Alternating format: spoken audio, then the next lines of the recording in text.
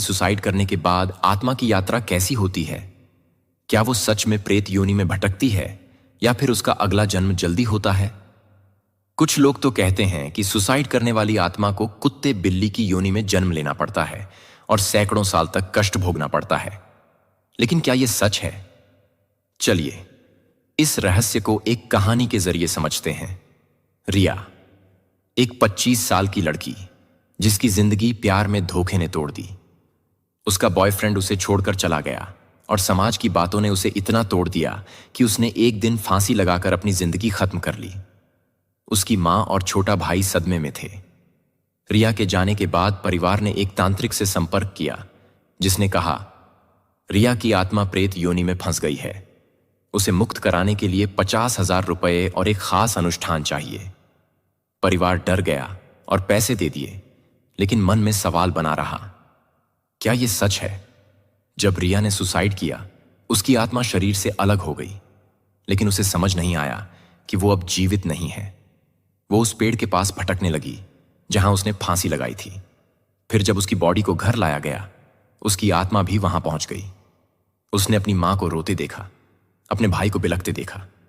उसे पछतावा हुआ।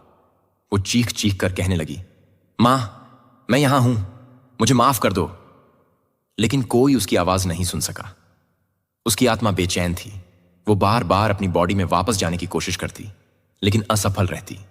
उसे समझ नहीं आ रहा था कि अब वो क्या करे। जब रिया का अंतिम संस्कार हुआ, उसकी आत्मा को और ज्यादा बेचैनी हुई। उसकी बॉडी जल रही थी और वो चिल्ला रही थी, अब मैं कहां जाऊं? मैंने ऐसा क्यों किया?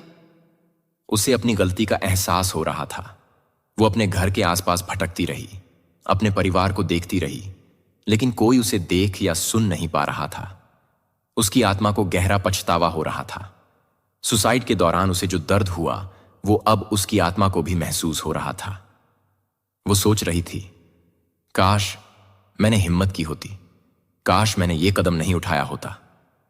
कुछ समय बाद रिया की आत्मा को कुछ दिव्य शक्तियां, जिन्हें हम फरिश्ते कह सकते हैं, मिली। इन फरिश्तों ने उससे कहा, रिया, तुम्हारा इस धरती पर समय पूरा हो चुका था। तुम्हें अब अगली यात्रा के लिए तैयार होना है। रिया ने डरते हुए पूछा, मैंने सुसाइड किया है, क्या अब मैं प्रेत योनि में भटकूंगी? फरिश्तों ने जवाब दिया, नहीं, ऐसा कुछ नहीं है। तुम्हारी यात्रा तुम्हारे कर्मों पर निर्भर करती है, न कि किसी तांत्रिक के अनुष्ठान पर। रिया की आत्मा को एक दिव्य दुनिया में ले जाया गया, जहां एक तेजस्वी प्रकाश था। उस प्रकाश में उसे अपने पूरे जीवन का हिसाब किताब दिखाया गया। उसे समझ